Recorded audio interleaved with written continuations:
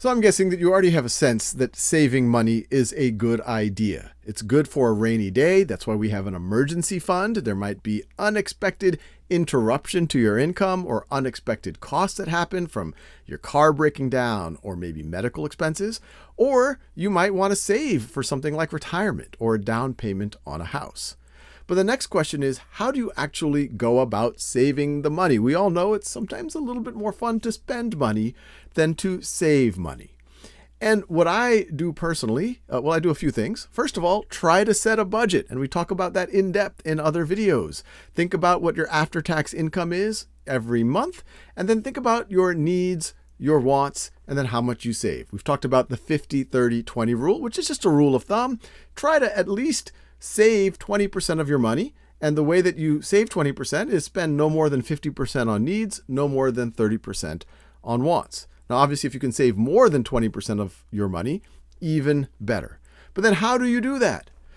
One thing is set aside some money every paycheck. It could be every week, every other week. It could be every month. That's just a little bit harder to access.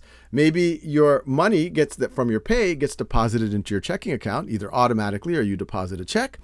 Well, maybe every month, and there's ways that you can automate this. You make a transfer from your checking account to your savings account. It makes it a little bit harder for that money to be accessed, and you will only access that money. You tell yourself, I will only access that money in an actual rainy day.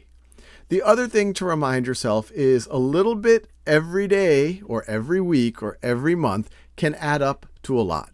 It might feel like, hey, if I save only $100 this week, what's the big deal? Maybe I should just spend it. But remember, if you save $100 per week, that's going to amount to $5,200 over the course of a year, which is going to amount to $52,000 over the course of 10 years. And that's before we even think about how you could invest it and even grow it above and beyond that.